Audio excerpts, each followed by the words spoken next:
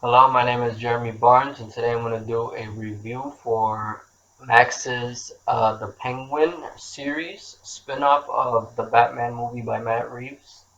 Um, I'm going to do a non-spoiler review for the first part of it, and then I'll talk about my spoiler thoughts about specific moments throughout the series um, at the end, and kind of where I see the story possibly continuing in the Batman 2 and maybe any other spin-off shows that they do within this criminal underworld of Gotham. Um, so first, I'll give you my overall thoughts, and I'll say that The Penguin was a great comic book show and show overall, and just like fucking phenomenal. Up there with the very best comic book series adaptations. I wouldn't say it's one of the best shows ever, but it's definitely one of the best superhero or comic book related shows. Like top three, in my opinion, easily by the end of it. So if you're into, in my opinion, if you're just into good shows in general, I would definitely recommend it. But especially if you're into comic book shows or media in general. Um, One thing that I was surprised by right off the bat in episode one was that this show is fucking funny as hell, and it's rich with great writing, character arcs for like pretty much every character, and I feel like it's also very fresh in a lot of ways. It does things that we don't see be done a lot, so that was really cool to see. And the show is also really gritty, more so than even the Batman movie was, because this one, as a streaming show, is afforded more creative freedom by having a rated R or TV mature rating, whereas the Batman was still kind of locked into a PG-13 rating. Um, so they're kind of able to just let loose with this one, which was really cool to see. So now I'm gonna go into specific like sections of my review, starting with the story, which is always the most important aspect, I think, for any story. Obviously, any sort of media, whether it's written, watched, read. Um, and I would say that the story of the Penguin was a great story that tells a version of his origin from the perspective of a lower class. Cobb is what they kind of changed his name in this show to be, as opposed to his full aristocratic Cobblepot name from the comics. So I actually liked this take on the character to differentiate him from Bruce Wayne, who does come from the upper class, and the upper class families that are actually in this show that faces. I thought it was a kind of good idea to kind of make that change, and I feel like it works for the character. So that was also a different take right off the bat as well. Um, and it's kind of very real in a way, um, for better or for worse. Better for entertainment, worse for like, when we kind of think about the way we do things in the real world and the horrible injustices that we face in our own cities, and how people are kind of just forgotten by the people in power. Um, so this story definitely touches on all of that. Um, Now I'm gonna move into the characters, and there's so many characters in this show that are worth noting. So I'm gonna name a lot. It's not just like a few, like I've maybe talked about in previous reviews. So just prepare yourself. First of all, obviously the titular character, Penguin, Oswald Cobb. and he was a great three-dimensional take on the character in this show. I feel like we got most of his, like what we needed to see of him in the Batman. Um, but here we delve like fully into his character. And he was played masterfully by Colin Farrell with that amazing makeup from Mike Marino that makes Colin completely unrecognizable. And when you see Penguin, you just see Penguin like it's like as if he is a person in real life, and we're just watching his life unfold in the series. Um, and the thing that's cool about him in this show is that there's things you love about him, things you hate about him, but no matter what, he's always entertaining or interesting to watch. And that's what makes the show so captivating and why he was afforded the show in the first place. So, yeah. And then I would say the secondary kind of lead of the show, who's kind of the heart of the show, is Victor Aguilar, played by Rhenzy Feliz. And he was a really cool new character who serves as the audience's kind of foot into the world of Oz. And he's someone that was impacted by the events of the Batman movie, who in this show ends up being mentored by Oz throughout. And Victor, I really liked his character.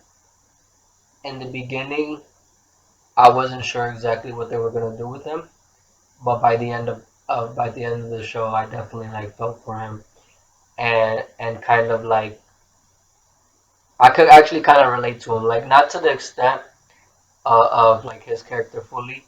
Like there are things that I definitely would have done differently if I was him, but I could kind of see where he was coming from. Where he's very kind of he's got big aspirations, and he wants to kind of break out of the community that he was brought up in. And that's where him and Oz kind of relate, and that's where they're able to kind of form this partnership. Um, the kind of primary antagonist in the show, who would be the third main character, arguably the second, is Sofia Falcone. And she is the main adversary to Oz with a complicated relationship to him as well as to other characters in the show. And in my opinion, she was kind of the standout character of the show, and her performance from Cristin Milioti was also a standout performance in the show. And Sofia is very menacing, but she also is capable of being soft at times, which makes her also interesting to watch, especially in her interactions with other characters. Um, there are some things about her story that I don't want to speak on until we get into the spoiler section. But her the actress's eyes and like Sophia's eyes, obviously the character, are like just so striking, and you know you're just kind of always on your toes when she's on screen. Like the characters in the show, and then you as the audience are just like you never know what she's gonna do, and that was so engaging to watch. Um, the next character that I'm gonna talk about is Frances Cobb, who is Oz's mother, and she also had an amazing performance by Deirdre O'Connell. I don't know how to say that name. Uh, Dee is a nickname. Um, and Francis has a very complex relationship with Oz, which kind of informs everything about his character, as we discover in the show. Um, there's also a representation of dementia and what people with it and those around them experience while facing it in this show. Because Francis has what is called Lewy body dementia, and it's a huge kind of part of her arc in the show. And we find out some kind of backstory, obviously, of her and of Oz, from when he was growing up, being raised by her. Uh,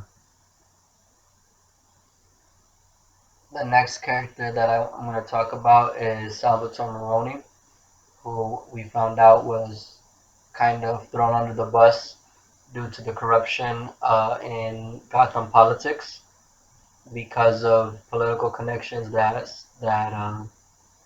Carmine Falcone had and his political connections. So he kind of threw Sal under the bus to take the hit for the drug trade in Gotham, and and we pick up in this show when he's in Blackgate. But he's a standard old school mobster with a specific code that could be seen as honorable, especially in a modern world. And that's what I feel like differentiates him from Carmine. Um, and Sal factors into Oz's journey in this show, but his character also kind of is more kind of spoilery in terms of his involvement and everything. But it was cool seeing him, and it was cool that he was played by Clancy Brown, who was a phenomenal character actor.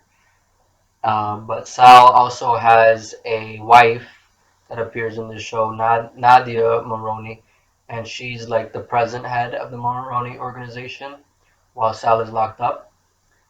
And her character was really powerful and like the portrayal and just her demeanor, and she like took no shits from anybody, especially Oz.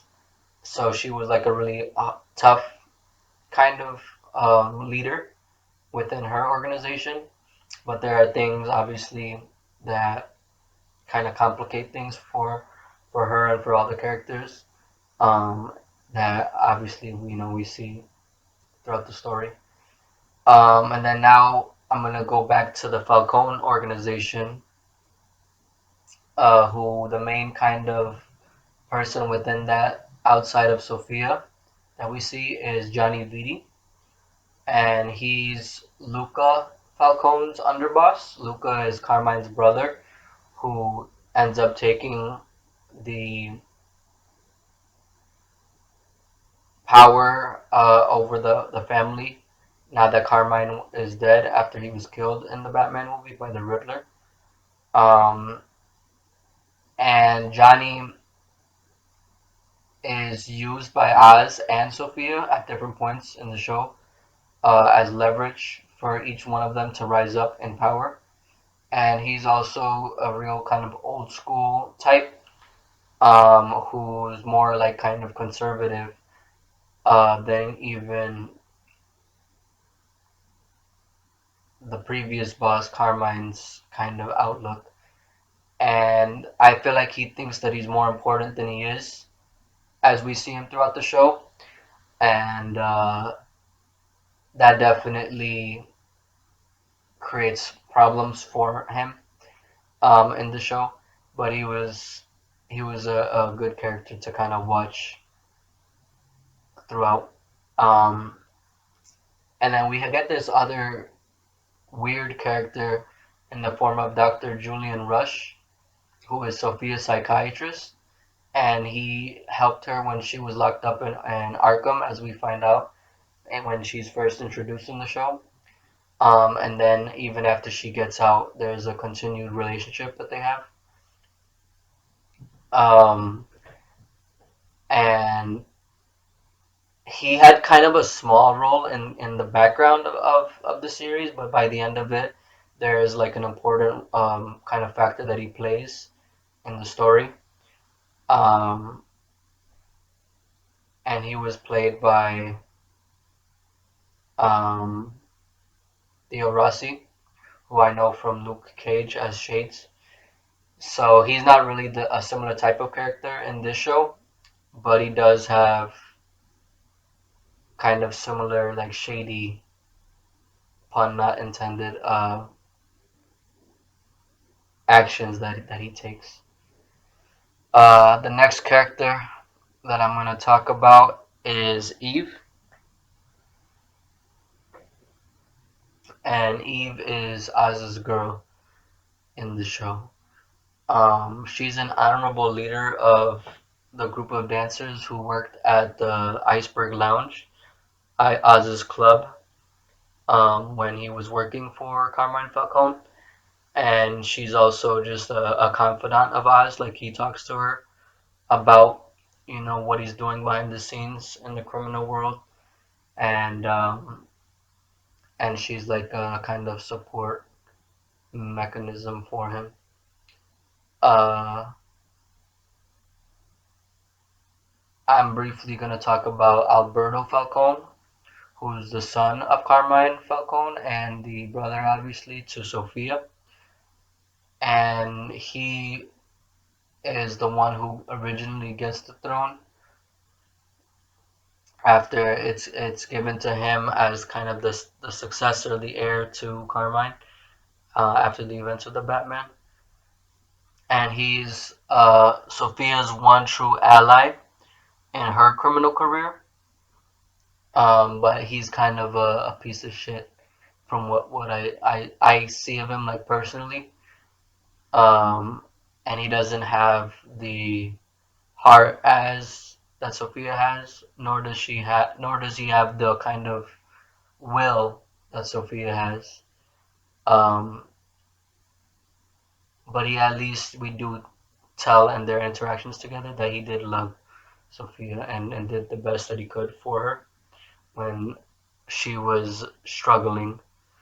Um, Carmine Falcone also makes another appearance in the show through flashbacks, obviously, since he was killed in the movie. And in here, he's played by Mark Strong, who replaced John Tuturro from the Batman. Um, and we kind of could already tell that he was a really fucked up character who is like kind of gross and stuff in the movie. But here we find out that he's just complete trash of a human being. And the interesting thing about that, though, is that even though he's like that, he's also different from a lot of his own family in the fact that he was willing to break with conservative tradition, to give his daughter the throne of his empire before things went sideways in his whole family and the organization and the criminal underworld of the movie after Riddler was exposing things in the Batman. Um, I don't know what I would say in terms of like the performance. Like, I don't know if he's kind of more menacing or anything, but he definitely kind of did seem a little bit colder, I think, in this than he was in the Batman. Um, but there is like a slight difference that you could kind of tell, or at least I could tell, between the two performances. But it was nice seeing him in the show. The next character that I want to talk about is a very small character, but who kind of plays a big role in the Penguin's journey. And his name is Rex Calabrese, and he's an old school small time mob boss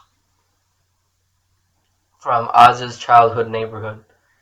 And he's somebody that Oz looked up to as a kid and still remembers fondly. He mentions that he like died from a heart attack or something. I don't know how old Oz was when that happened, but after his death, Oz still kind of looks back on him, uh, as somebody that he bases his own actions and like desires of like where he wants to be in life off of. Um, he wants to be like how he saw Rex That's kind of his goal within his criminal career. Um, and the way that Oz describes him, he describes him as like a man of the people who kind of made sure everybody was taken care of within the neighborhood, and that's kind of what Oz uses to get the things that he wants from people in the like lower part of the criminal elements in Gotham that we see from Oz's point of view. There's this other character who is kind of like, I mean, not really, but how we have like Oz and Rex, where Oz wants to be like Rex, and then we kind of have almost a flip with Victor, the secondary kind of lead, and somebody who he doesn't want to be like, or he doesn't want to have anything really to do with, but who does come from the same neighborhood that Victor was in, which is called Crown Point. And this guy's name is Squid, and he's kind of like the bad egg in Victor's friend group, who poses as a risk to Victor and his newfound criminal career. Um, and he's, I think, the cousin of one of Victor's friends, so he's not a direct friend of Victor's, but he's related by blood to one of Victor's friends, and that's how Victor kind of comes into the world of Oz in the beginning of the show.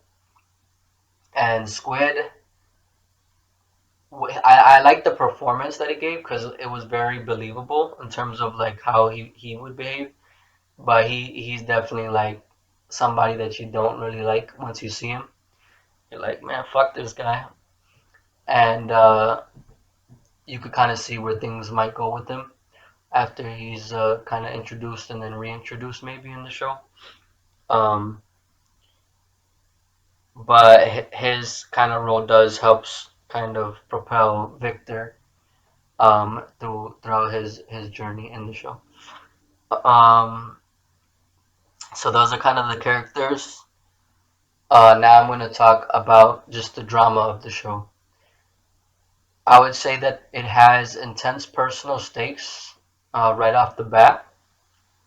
It builds suspense, and there are also insights as the story progresses that we see that kind of change our perspective on things and on characters.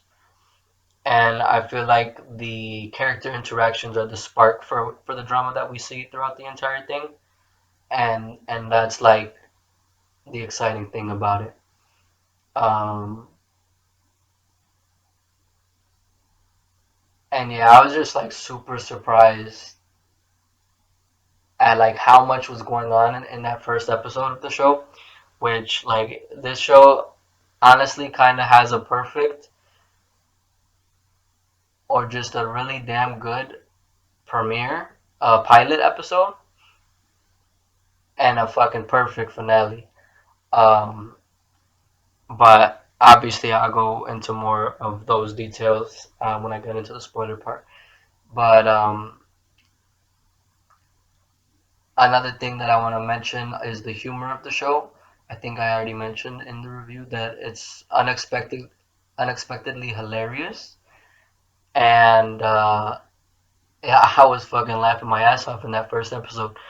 And I think what's funny about it is Oz's dialogue and the situations that we see him in, as well as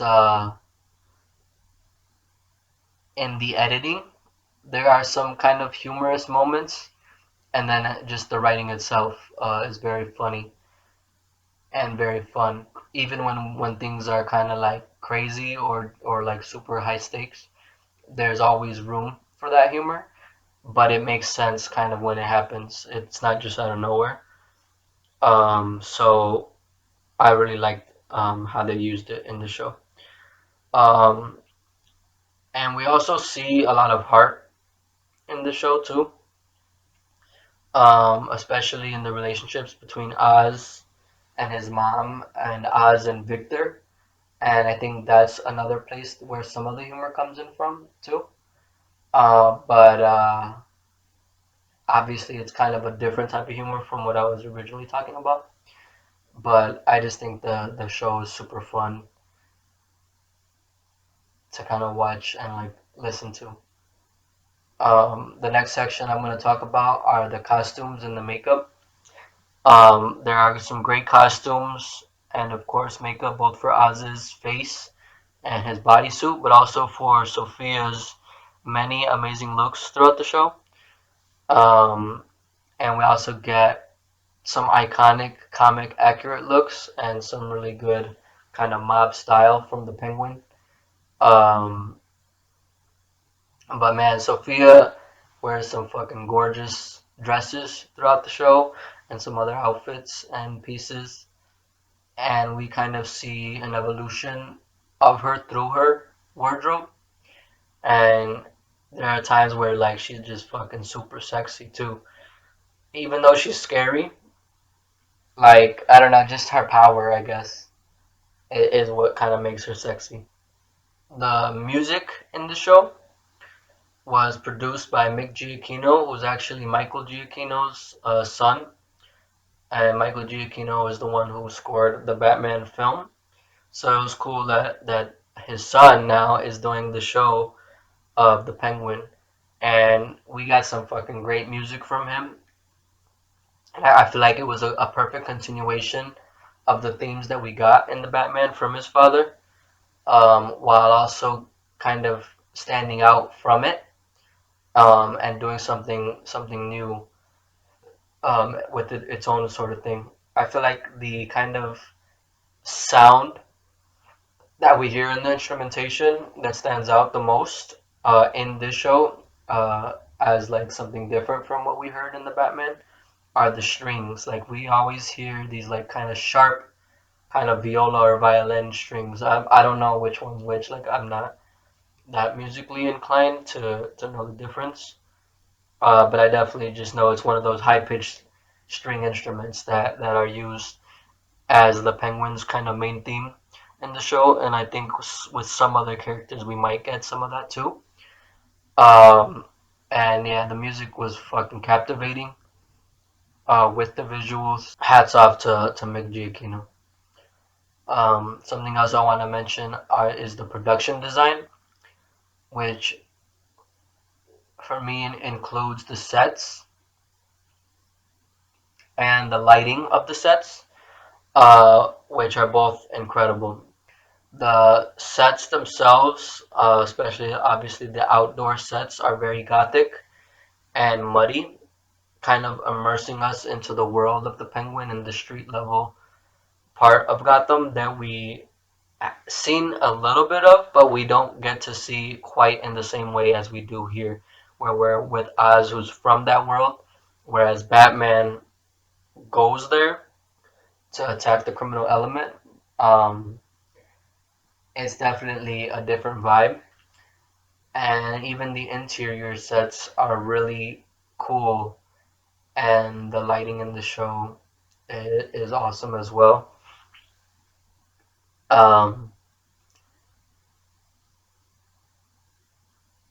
so I just wanted to mention that the production design is great. I would say all of these elements kind of come together to form just a really solid, fucking great piece of television. Um, and to perfectly kind of delve into the world of Gotham on a deeper, kind of more personal level than we may get in any movie. Um, and I feel like it kind of does that in a perfect way. So if you want to know a rating for this show that I would give it out of 10, I'd say it's an easy 9. And I wouldn't argue with somebody who rates it even higher, like 9.5. Um, but I'm gonna give it just a solid 9, I think. So that kind of wraps up the spoiler-free section of the review. Now I'm gonna talk about some spoilers. So the first episode, as I said briefly, was crazy, and I was like shocked because I honestly didn't have like expectations for this show before it came out. Like there was a trailer or a teaser or whatever, and none of the kind of marketing kind of hooked me into the show until I watched the show itself. Like the show itself is what got me right off the bat with the first episode. Um, and it somehow kind of got better for the next 3 episodes, building up. It did slow down a little bit, I would say, from the first episode, because the first episode there was like so much going on, but I feel like the pacing was really good, and the pacing of the entire show was really good as well. But even when it was slow, it was always like interesting. You're like, what's gonna happen next? Um, I would say overall there was only one episode that I didn't really like. And for me that was episode 7, the penultimate. But I can see that it was a necessary episode. It just felt a little bit like filler to me in the moment. Um, and the reason for that is because the stakes that were posed at the end of episode 6, it didn't really follow through in episode 7, with the action until the actual finale. Um, so this is your last warning for spoilers, because now I'm going to talk about what I'm actually saying. And it's at the end of episode 6 how we see the crowbar that Sofia has when she finally finds Oz's new base, and she finds out that he lied to her about his mother dying, and she's gonna use that to get back at Oz for him killing her brother in the beginning of the show. He's the one that killed Alberto Falcone, which is why Luca ends up coming in power. Um, and then obviously the course of the show, where the whole kind of head leaders change. Um, but I felt like episode 7 didn't really deliver on that ending to episode 6 when we see that, because we don't see what actually happens. We only see the aftermath from Oz's point of view. And there was like a tease within that shot that kind of is like an Easter egg, which I guess I'll talk about now as well.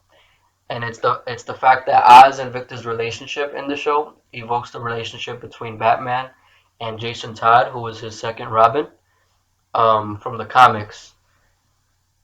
Because at the beginning of the show, the way that Victor comes across Oz is he's hired by Squid to steal rims, and he happens to steal the wrong person's rims, and goes after Oz's car in his like kind of penguin mobile. I think it's a purple plum Maserati, and Oz catches him after killing Alberto, which is crazy, and he kind of drags Victor into this world to help him kind of get rid of the body. Um, but in the comics, Jason Todd is on the streets by himself, and he's stealing the tires or something off of the Batmobile before Batman catches him, and he takes him off the streets and trains him to be Robin after his first Robin, Dick Grayson, has kind of grown up and become his own hero in Bloodhaven. Um, so right off the bat, we get that kind of sense as Batman fans, if you're aware of that history, where Penguin is Victor's Batman in the show. And then that continued with episode 6 in the ending, because Sofia in the show kind of poses as a Joker figure, where she's like the rival to Oz's Batman.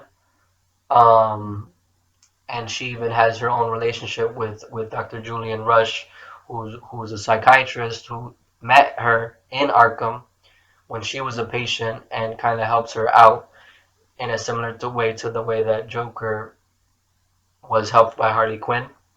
But then the relationship is also different because Joker kind of corrupts Harley, whereas here,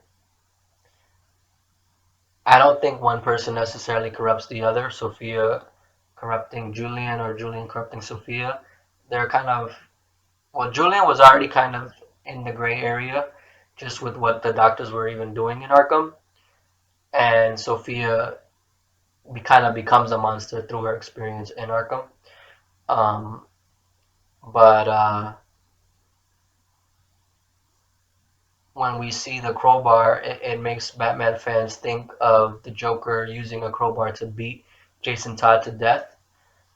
So ending that episode on that cliffhanger, that's what your mind kind of goes to naturally, that something's crazy is gonna happen, like she's gonna beat the shit out of Victor, but really it seemed like she just knocks him out. So I feel like that's why the stakes didn't really feel. I didn't really feel them in episode 7, and it felt like filler because we kind of just got some more backstory to set up the real stakes that we get in the finale. And that's why the finale was, in my opinion, fucking perfect because it did what episode 7 I thought was gonna do, but like even more in a way that I wasn't expecting, and like super captivating as well. So we find out in the show that Oswald, as a kid, he had two brothers named Jack and Benny, who obviously were Francis's three boys, with Oz in there too. And it seemed like their father wasn't really part of the picture, and because Oz had a physical disability with his leg, um, he kind of needed a lot of attention, and sometimes it seemed like his mother was not giving him the time of day when he wanted to do something with her that she would give to her other kids when they were like playing in the house and stuff. So it forms a jealousy in him, and we find out that he actually kills his brothers. Not directly, but he kind of let it happen, knowing that there could have been something that he could have done to save them. And it's because they go into the sewers playing flashlight tag, where you gotta flash your light on somebody in order to tag them, hide and seek kind of thing. And they go down into this little room where when Oz finds them, they're like, "You gotta come down and get us," but he can't because he's got a brace on his leg, so he gets all like salty about it, and he gets mad at them. But he fucking closes the door, and it's raining outside, and the rain seeps through, obviously through the cracks in the floor, um, in the building, and it floods. So he goes back home to his mom, and he tells his mom that his brothers went to the fucking movies. So she's like, "Oh, okay, they won't be back for a couple hours." But then they obviously don't ever come back. And Oz, I don't, I think he thought they would be able to get out, but because he looks out, he's like, "Yo, where are they at? I thought they would have been home by now." But even when he realizes that, holy shit, like maybe they're trapped there, he doesn't say the truth of where they really were to his mom. He just like pretends like he didn't know what the fuck happened to them. Um, and then the finale, like I'm just gonna talk about the finale for most of this probably. Is crazy because we find out that Oz's mom knew the whole time once she found the flashlight in his jacket, and we find out that the cops did find his brothers. They had to pry the door open to get them out. That that Oz killed them. Like she knows that he did it, and that was like something that we weren't sure about. Once we found out in episode 7 that he did that. Um, and then closer to the present day, when Oz starts out in the Falcone organization, he's actually Sofia's driver. But when we're introduced to her, we find out that there was like a betrayal that he made towards her, and we see that happen in Sophia's backstory episode 4, where we find out how she got into Arkham, and like how she became the crazy that she is. Um,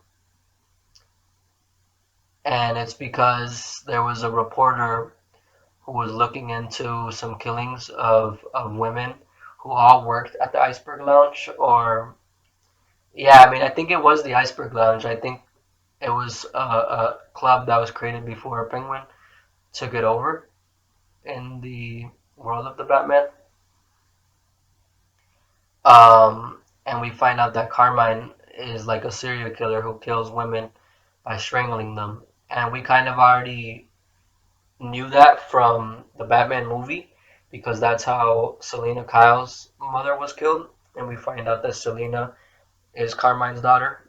Um, but Oz kind of snitches on Sofia when she starts to kind of question and like wonder, like, damn, did my dad do it? Did he kill my own mom? Because her mom died in a similar way too. Um, so he goes to Carmine, kind of expecting to get some like respect and some points for from him, but he doesn't expect Carmine to do what he does, which is crazy, where he puts the blame on these deaths of these women on Sofia, saying that like she went crazy because Sofia's mom had mental issues, and his original alibi was that she committed suicide. And he's like, now she's kind of going through something similar, and she kind of lashed out by killing these other women. And he like locks her up and throws away the fucking key, so she just rots in Arkham and without like no fucks given afterward. And this was after he was gonna give her the fucking throne, like I said, because she kind of proved herself more than her brother Alberto would. But her expressing any doubt kind of fucks up everything for their family, pretty much, as we see in the show. And once Sofia finds out that Oz is the one who killed her brother, there's no going back from that because he was the one person that kind of cared for her when she was in Arkham and was trying to help her get out. And Oz is the one that killed him. So there is no saving grace. And it sucks because another thing that I want to mention is like in the beginning, like there is this kind of threatening part of Sofia that we see towards Oz because she suspects that he might have had something to do with her brother's death, but he kind of eventually slowly makes it so that she is starting to think maybe otherwise, like maybe it wasn't him, and they kind of form a partnership. And their partnership would have been fucking like legendary if it wasn't for what actually happened. Because the way that they worked together was so fucking fun to watch too. I think that was in episode 2, which was one of my early favorites. Um, but obviously it just gets thrown out the window when Nadia is the one who reveals to Sofia that Oz is the one that killed her brother. And in the beginning, Oz is playing both sides. He's already in the Falcone organization, but because he killed Alberto, he's got to kind of cover his tracks. And he goes to Salvatore Maroni to kind of use him to try to take over the Falcone's organization and like power. Um, but Nadia doesn't trust him the whole time. But Sal's like, fuck it, like, all right, because he puts the blame originally for Alberto's death on the Maronis, since they're the rival faction. Um, and that's kind of where we see that play out. And playing that like double agent was really interesting and fun to watch in the beginning part of the show. But then it kind of gets more personal as we go on after that. And I think those stakes actually make it even more interesting. So so yeah, like that show was crazy. Um, and Victor, we see his family was wiped out by the flood that Riddler caused. Um, so that's kind of why he's on his own in the show, because his family just and his home is just fucking gone. He's all that's left because he was lucky enough to be on top of a building when it happened, so he was safe from the rush of the water, the power of it. And that's why he's doing what he's doing at the beginning of the show. Um, and Oz spares him because I think he kind of sees himself in Victor. Um, and that relationship throughout the show is crazy to watch as well. Um, it just sucks the way that things end for Victor, which everybody I think expected at the beginning of the show that even though Penguin spared him in the beginning, that eventually he was gonna die. But when it actually happened, and the way that it happened was like so fucked up, and I didn't expect it in that moment. I thought like any possibility of him dying had passed now, because it seemed like that things were in a safe place for the characters. But it does make sense, like that Oz ends up being the one to actually kill Victor himself. It's insane that he did it with his bare hands. When he did, you could see Oz's like last part of his humanity leave his body in that act. Um, like again, Colin Farrell's fucking performance was crazy, and that scene was haunting. And you fucking hate Penguin for that shit. Like that shit was crazy. Um, Victor really should have like left when he had the chance. He should have went to California with this girl. But Oz had to do it, I think, because of what happens with his mom in the finale, where Julian Rush, his role was as a psychiatrist. He had this like weird kind of mode to bring back memories, to unlock memories that were maybe being suppressed. And we see that with Sofia, but Sofia had like a kind of nightmare of it when we first see it. He uses that technique on Francis to find out more about Oz and his family and his childhood life. And once she finds out, when Sofia finds out, she uses that against Oz. She uses his mom as a weapon against him emotionally because that's the one thing that actually could hurt him. He does everything for her to make her like happy and proud, and I think it's as a way to kind of subconsciously maybe, like I don't know if he actually thinks about it this way, but probably deep down to make up for what he did to his brothers for killing them. And just because he always like loved his mom and wanted his mom's love, um, to make up for killing them and just to make her happy because she says like she's tired living where she was when where they were as kids, and like she wants to be living somewhere super nice.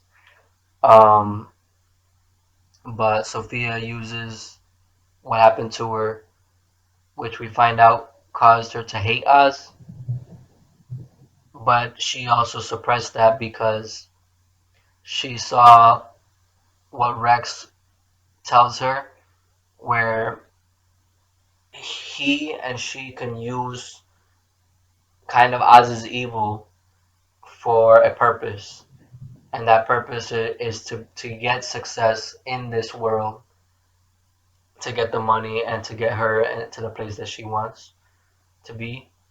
But just like the guilt of everything, keeping him alive, kind of lying to him for her own gain, and just everything that happened, losing her sons, I think is what kind of led to her Lewy body dementia, or just the specific kind of way that it's manifested in her.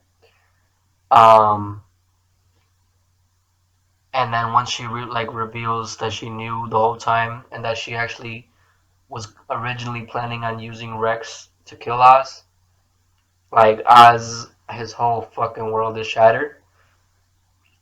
And I think because the one person that he loved, the one person he did this all for, in a way betrayed him by telling him this, which he never knew or probably even suspected. He's like, family is just gonna keep me down, and I think Victor saying that, if he had said that, he might have lived a little bit longer. He was gonna die no matter what. At some point, it was just a matter of time. But him saying that is what sealed his fate in that moment. And Penguin had to do it because I think of what happened with his mom. Like that moment did break him. So Sofia was successful in that regard.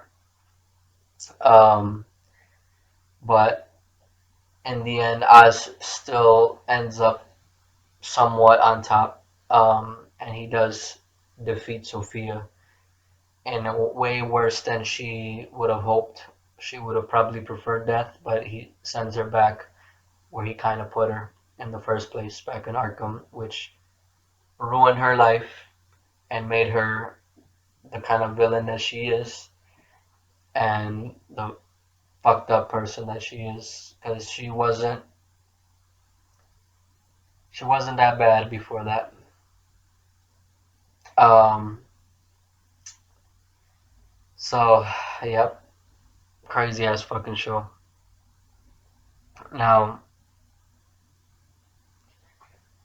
that last shot when we see in the finale the camera coming out of the room that Oz is in his penthouse, uh, we get the light of the bat signal shine in the night sky. That shit was fucking dope as fuck.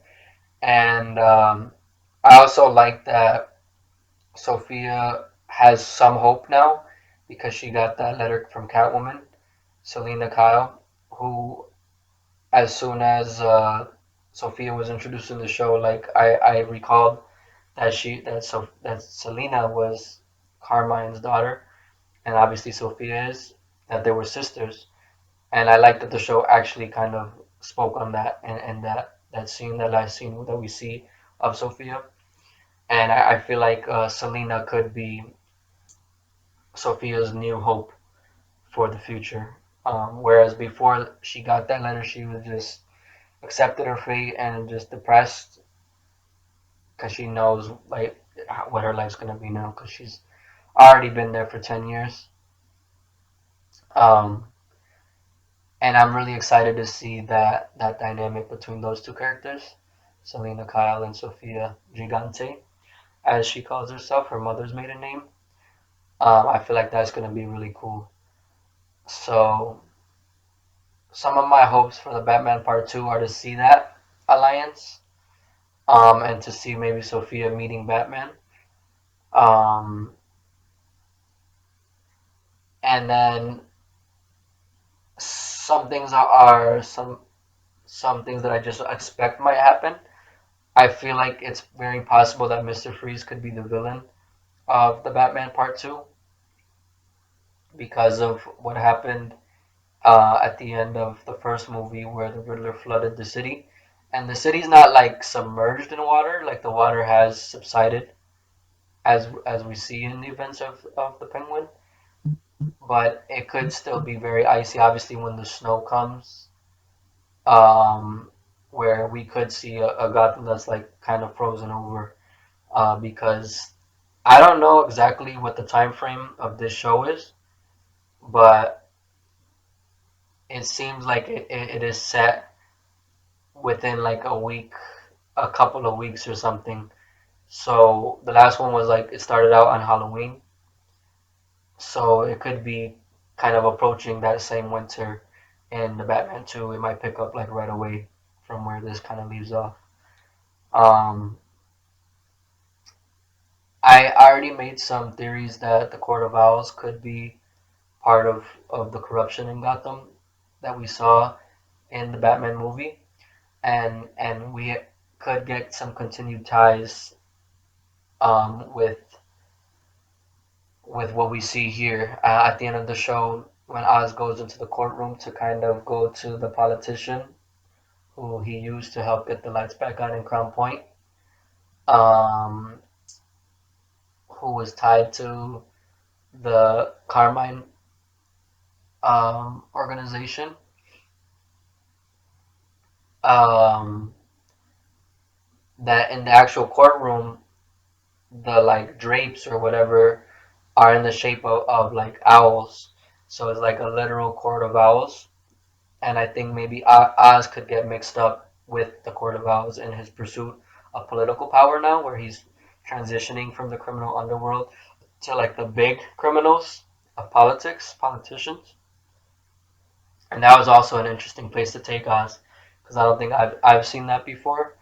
I don't know if it ever has happened, but it'll definitely be a new take for kind of live action popular media version of these characters.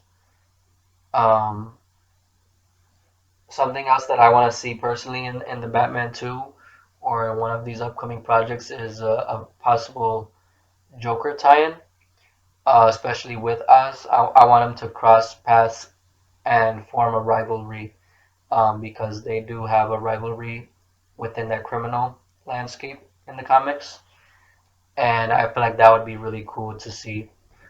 And there was a rumor that maybe Joker within this Matt Reeves universe might get a spin-off himself like Oz. I don't think we need that, but it would be cool to maybe get a Penguin season 2 or some other kind of similar type show where that could happen. Um, and I think it would be even cool if Joker is the one that damages Oz's eye to make him need a monocle or some sort of eyepiece. Um, so yeah, those are some of the things that I kind of want to see. There's also like I kind of wonder what actually led to the lighting of the bat signal at the end of the show. Is it the events, like all the events that transpired in the show? Because obviously that explosion that happened in Crown Point that Sofia did to fuck up Oz's drug operation with the Bliss drug that he stole from her, which came from Arkham. Like that was crazy, but we still didn't get Batman. And it seemed like when the show ends, it's been at least like a few days after that, and we still hadn't seen Batman. So is it just that like Batman hasn't had time to catch up, and like now they're calling him? Was it Oz's introduction into politics that maybe kind of got Gordon worried? Like Oswald is starting to kind of come in and into dangerous territory because obviously Gordon and Batman already have crossed paths with Oz and like worked together and interacted with Oz at the same time. So it could be that Gordon is just kind of getting worried about Oz's kind of rise to power, and that's why he calls Batman. Or it could be something else completely that will be tying more into the movie itself, Batman Part Two. Um, but either way, I'm curious to know. I'm curious to see what happens next in the Batman universe. Um, but yeah, man, this was a hell of a show, and I'm gonna make a crazy remark right now, but I'll go as far as to say that I think season one of the Penguin. I don't know if we're gonna get more than season, but this season alone of television was even better than season one of the Daredevil show, which before was my favorite Marvel, my favorite superhero show of all time. So I'm not gonna say that the Penguin I prefer overall, because Daredevil has 3 seasons, and I look at it as a show overall. All 3 seasons kind of makes that my favorite. But just from a season one by itself, I think the Penguin is better than season one of Daredevil. Um, I think both shows did make me cry at one point throughout their first season. In Daredevil, it was Kingpin's backstory, which was crazy. Here, I did cry at the very end in the finale when we see Oz have his mom in the penthouse, which he just kind of got. So it's empty, it's not furnished or anything. But he promised to get her there and to have her looking out over the city from the penthouse view. And she's there, but she's a fucking vegetable. And she did not want to be like that. She asked him earlier in the show to kill her if she gets to that state, and he keeps her alive. And she sheds a tear. And it's so fucking tone deaf that he thinks she's crying because she's proud of him, but she's crying because she's in a fucking living hell where she is, what he did to get her there. It's like a twisted kind of answering to that wish that she kind of made. And I just felt bad for her. Her tear made me cry because she didn't deserve that. Like, Oz literally fucked up her whole life. Probably ruined his own life too because of what he did. And I don't know, it just hit me in that moment. I was like, fuck, that's crazy. But if you watch the show, what do you think? Do you have a favorite episode? My favorite episode, I honestly now is probably the finale. The finale was fucking amazing, perfect. Before that, I think maybe episode two, um, and then episode four is obviously a standout. But it's Sofia's episode. It's not really like Penguin's story. So just overall, I would say episode two and episode eight are my favorites. Um, Thank you for watching. I'm just gonna leave it there. Great ass show. I'd highly recommend it if you haven't watched it. And peace out.